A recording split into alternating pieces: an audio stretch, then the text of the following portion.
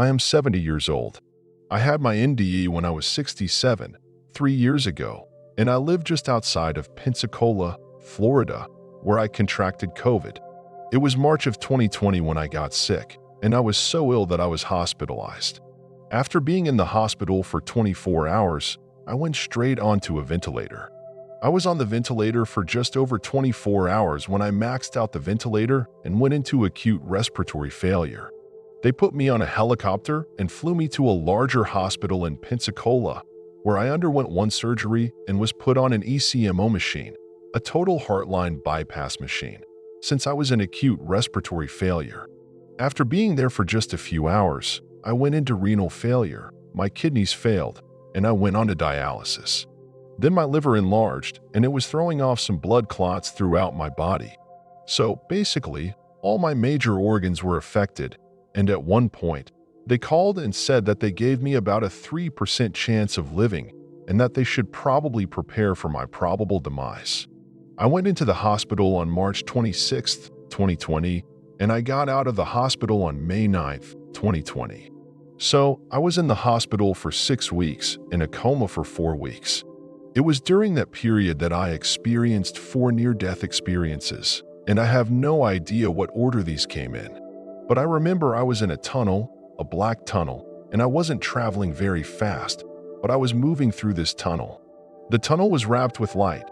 The light didn't permeate into the tunnel and brighten the inside up, but I could tell that it was very bright on the outside of this tunnel. I felt so relaxed and so much at peace, and I knew I died. I remember saying to myself, okay, you know you're dead, but where are we going? And the next thing I knew, I woke up inside a beautiful building. I was standing there and admiring the beauty of this room. It was gold, with big arches. I remember 3 arches on each side of the room, arched in gold inlay, and beautiful stained glass windows up above the arches. Big chandeliers hanging down from the ceiling with water features. I was standing on a mezzanine looking down into this room. It was absolutely stunning. The colors and what you felt standing there are just so hard to describe because it's nothing that you can feel here on Earth. But you're at such peace, and you feel so warm and loved. A gentleman walked over to me, an olive-complexioned gentleman, dark hair, and a dark beard. He had like a robe on, like a brown robe. He walked over, almost floated over, and I told him the beauty of this room and how beautiful it was. I said, "What is this room?" He replied, "Oh, it's one of our most favorite places. It gets the most visitors." But he said, "You don't belong here. You have to leave." And he pointed over to his set of oak doors, beautiful oak doors, big magnificent doors, all hand-carved. I remember I passed through, and somebody was with me. I don't know who, but I sensed and felt that somebody was with me, almost guiding me through this.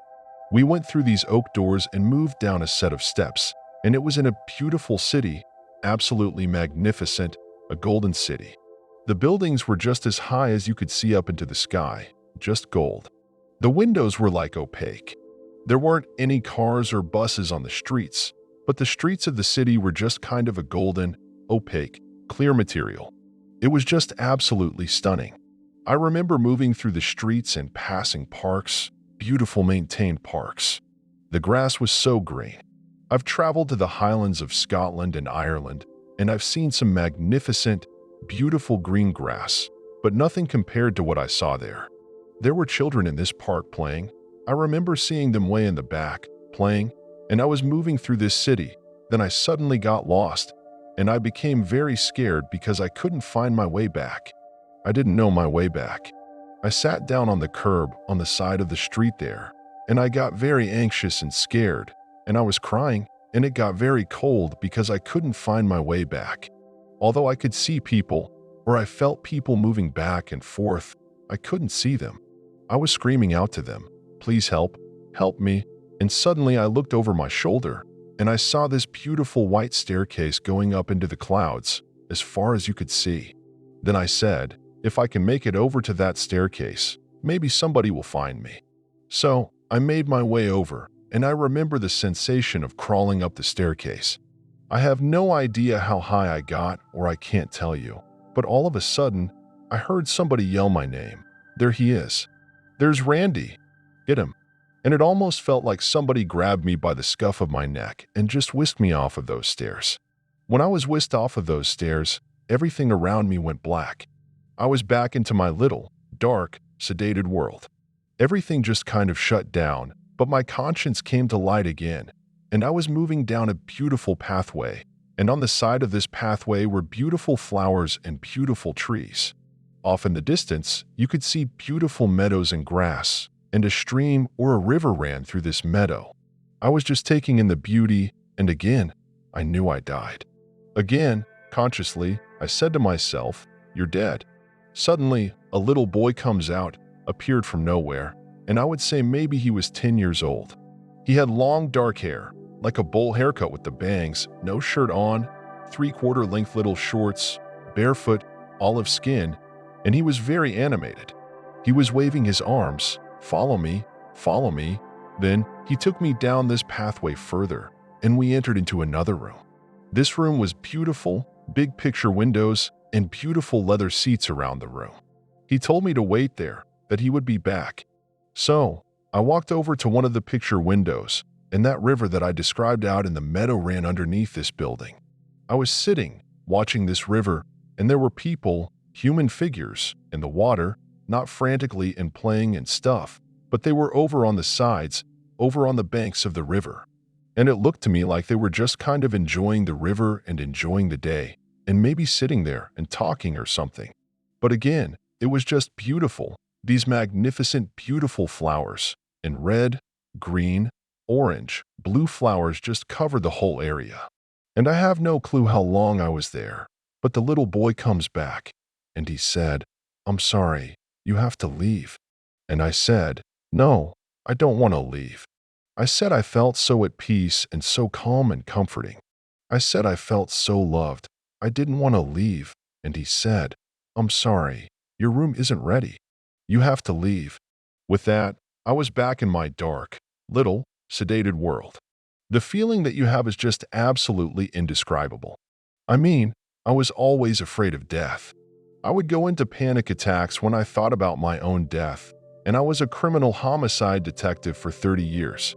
That's what I investigated, but I couldn't even talk about my own death without going into a panic attack. For me, to feel so much calm and peace with the knowledge that I died was just something I had never experienced before. I remember my consciousness coming awake another time. It felt like I was just at the end of that tunnel again, but I came out into a very dark void. It wasn't pitch black, but it was a deep gray. It was just almost like late dusk, where you could just barely make out figures and things, and these orbs of light were passing by me. And this one orb of light came up, and he telepathically told me I knew I was supposed to follow him. He took me deeper into this void. As we moved into the void, you've been to the theater and you're standing there on a completely dark, black stage, and then suddenly a little light comes on over in the corner, and it gets brighter and brighter and brighter. And you see the actress or the actor standing there on the corner of the stage. Suddenly, my mother-in-law, my deceased mother-in-law, appeared that same way. That little light started to come on. It got brighter and brighter, and there she was. She was sitting there, and I recognized her immediately, starting to call out to her, "Dolores, Dolores, it's Randy. I'm here. I'm here." She was sitting very regally, straight, tall, and proud, and her hand was resting on the armchair. Her right arm was resting on the armchair, and her other arm was resting on some type of a counter, and she was dressed in this beautiful white gown with a white sash around her waist. Her hair was pulled up into a bun, and she wore this beautiful white ribbon around the top of her head. She looked over at me, only briefly, and I was yelling and screaming at her, and then she looked away. She wouldn't acknowledge me. My guide told me we needed to move further, deeper into the void. As we started to go deeper, something very unique about being in heaven is that you can sense and know what's going on around you for 360 degrees. So I knew way back from behind me her light was slowly dimming and slowly going off until she just disappeared. And a young man came running by us very quickly, and it was my deceased brother-in-law, probably a teenager, very young. Everybody knew. I knew it in an instant that I knew it was my deceased brother-in-law. He passed.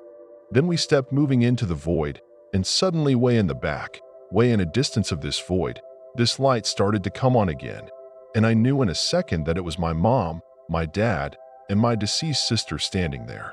I knew it, and I started yelling at them, "Mom, Dad, Gina, it's me, Randy. I'm here. I'm here." And they only looked at me. They were some way distance away from me, so it was hard to see, but I got the sense that they were looking at me. But then they all looked away, and they didn't want me to pass further. As they didn't want me to come further, I definitely felt that there was some type of a barrier in front of me, and it was moving along with us as we moved into this void. I don't think they wanted me to pass. My kids told me it was the veil of death. They didn't want me to come through because I was not a very religious person. I don't have a real religious belief. I was baptized Lutheran, became a Catholic so my girls could attend Catholic school. My wife is a lifelong Catholic, but I was a doubter. I was a skeptic. I wasn't sure if all of those even existed. So when you're standing there and that light started to go off over my parents way behind me in the distance off to my right, for some reason, this orb of light caught my attention, and it was moving very, very quickly.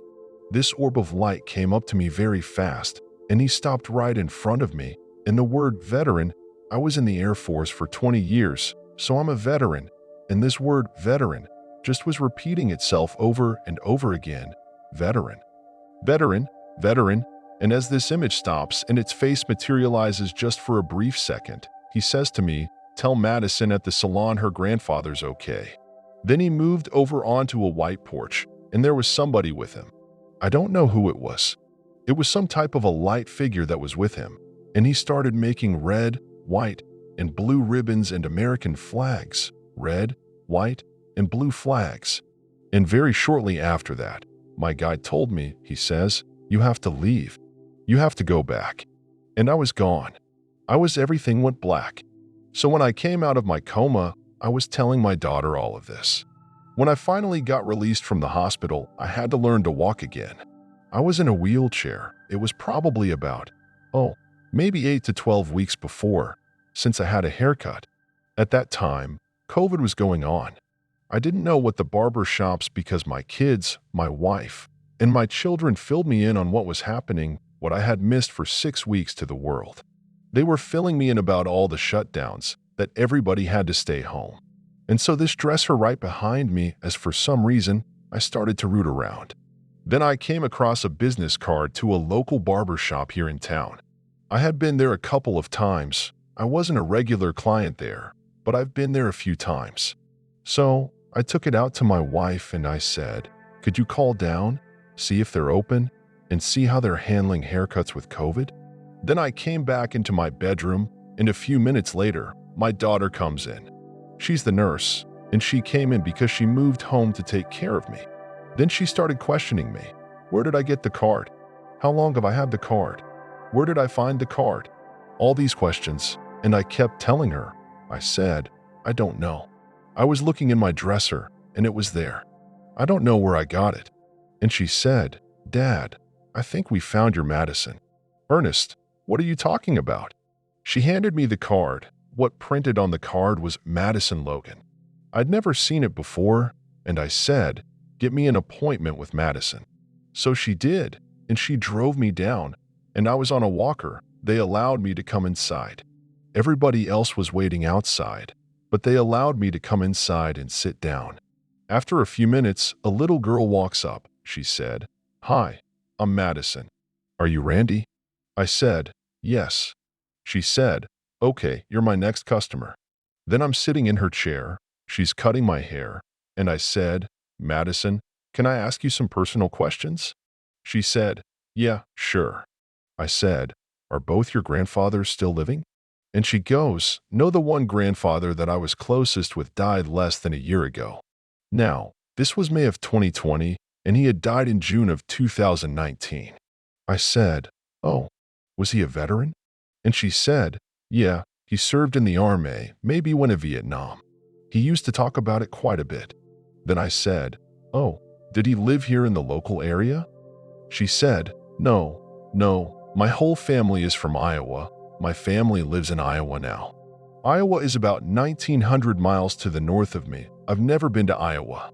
Then I asked, "Has he ever visited this area?"